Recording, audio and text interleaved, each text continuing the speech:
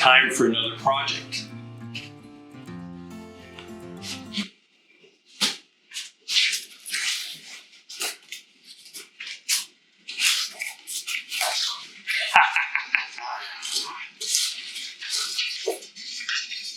Power.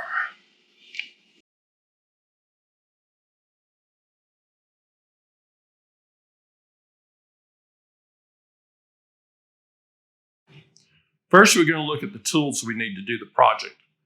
And I've laid them out here for us to look at. Obviously, you need a level to make sure you put a level in. This is a cutter. This is considered a diamond cutter. It's real good. It also cuts glass. We're going to be working with porcelain today, so this is a good cutter for doing small cuts. We have a trowel that we used to apply the glue. We also have a putty knife to kind of help with in tight spots. We have a nipper, and this helps us chip away small areas like for around light fixtures, that sort of thing. And we have a tape measure. I keep one of these at each of my workplaces that I'm going to have to do today. Amongst other things, we have I keep a pencil. Pencil is for making marks on the wall, and a pen. This is like a Sharpie, and I'm using that for making marks on the tile itself. Since it's a glass surface, that'll wipe off later on. I also have a scraper. In our case, we are in a place where we had to take off a existing tile backsplash and replace it. And so where we took it off, we had to scrape some of the old glue off, that sort of thing. So that's been very helpful. We also have safety glasses, which I would recommend for everyone, especially when you're sawing, using some of the power tools, that sort of thing. In my case, I have prescription safety glasses. And also we have gloves. Some of the material, if you don't use these, it'll cause you problems with your hands. Additionally, surface prep wise, we had to do, occasionally you'll have to plug a hole or fill in around a light fixture or something like that. So I had bought some green board, which is the proper board for using behind a wet surface. I've got a sander and a utility knife to help do that.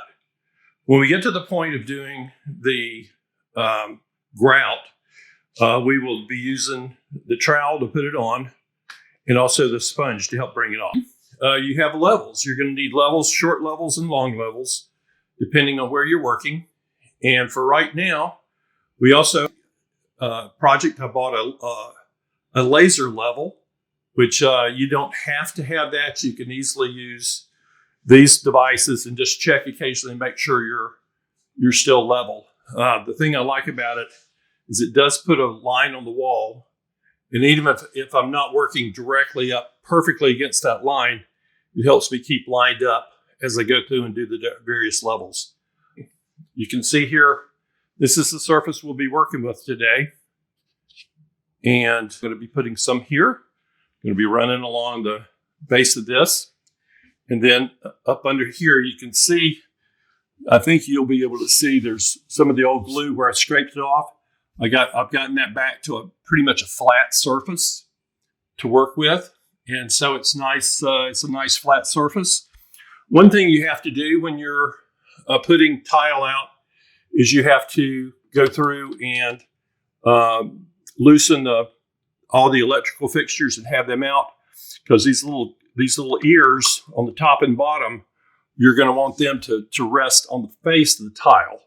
You're going to cut the tile out to match the blue box or the plastic boxes, and then you're going to put that. You're going to use the little ears to hold them back in place. So with that, that's the inside tools, and I'll show you in just a second the power saw. Now I've set up our outside workstation, and when you see me cutting some tile on this, you'll understand why I put this outside.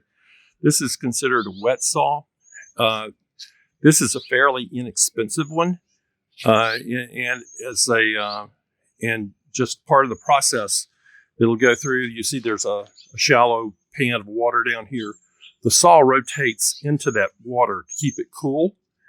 But we do have a fence, which allows us to which helps us be able to do straight cuts or long cuts on the tile. And also, we can see well enough to be able to do short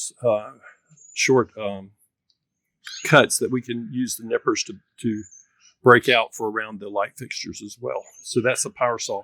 Definitely want to use safety glasses with that. I also have a grinder that goes with my battery powered toolkit. And if I had something where I couldn't use this, I could actually, probably clamp down a piece of tile on my workbench over there, and grind it individually if I needed to. So anyway, we'll see how that works. And I have the plate here. You can see it fits right in.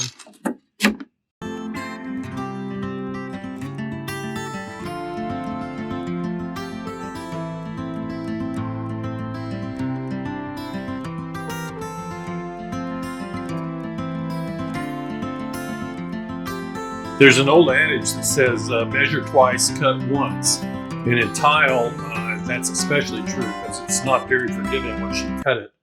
The first space I'm going to do and where we're going to start today is on this little wall area that's here in the kitchen.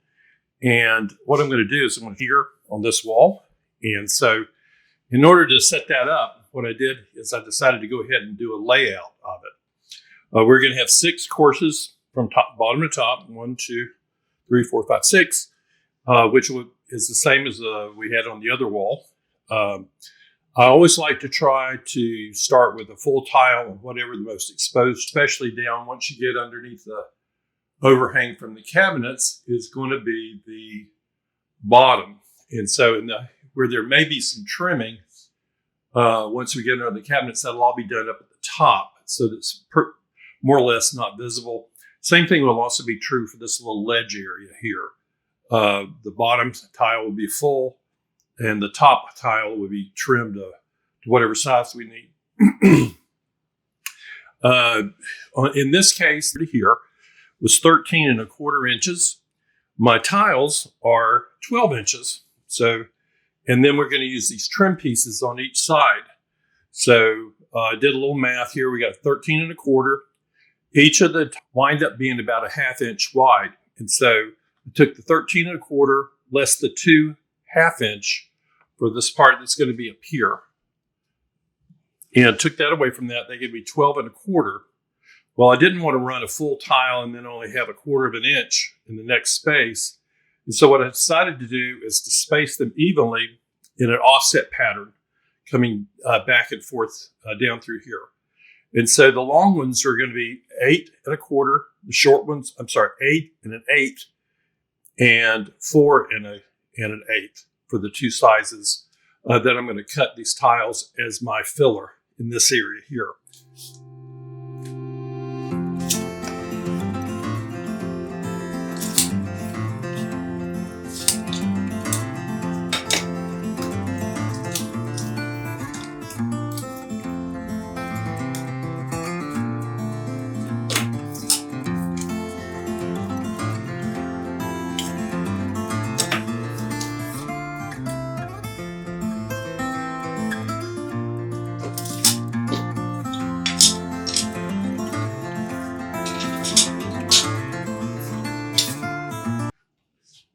Okay, it just dawned on me as I was making these shorter cuts. The longer cuts were the 8 1/8 inch. These are going to be 4 inches. It dawned on me, since the finished ends are on both ends, I could do the 4-inch cut on both ends. It would probably work just as well and save me a little time. So I'm going to go through here. And this is a diamond cutter. And basically, it's the most simple device. As far as using it, you have a little wheel underneath here. It has a diamond carbide blade, and you use that to etch or to scratch the surface. And then we use this other foot here to pop it. It has a little ridge running down the middle. it'll pop that. But let me go ahead and get this. You'll see it's fairly simple. Basically, get lined up, sketch it, scratch it.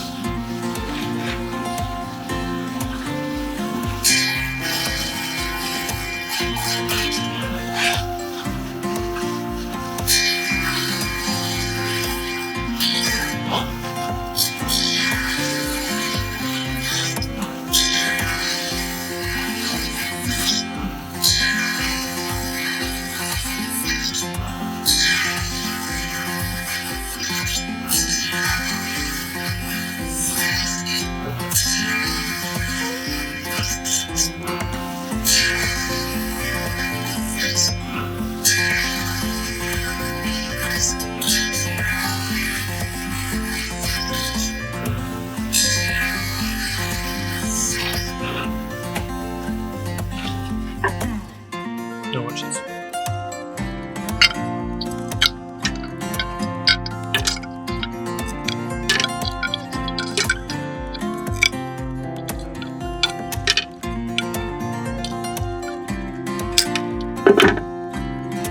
Not too pretty on the back, but it's going to look great on the front.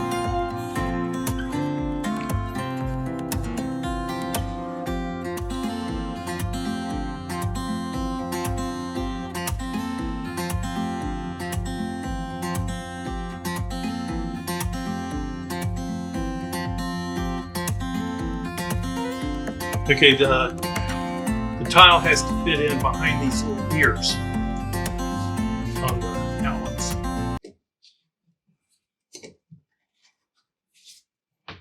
Perfect.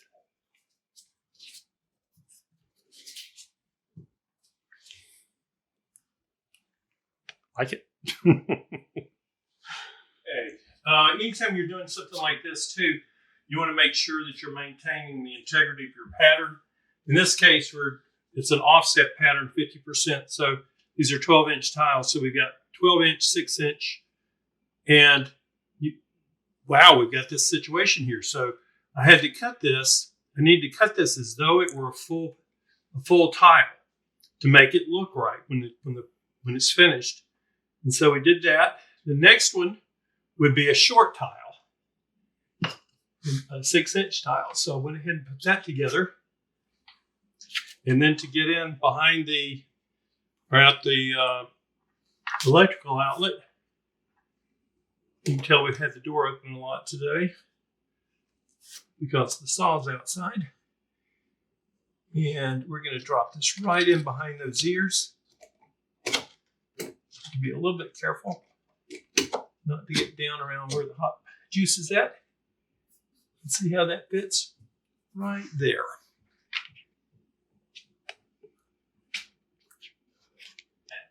To fit everything in, I'm going to have to trim these because, as you can see, there's just about an 1/8 of an inch, maybe 3/16 of an inch edge that has to be trimmed off. Fortunately, we got the wet saw on that board. That will take care of that job.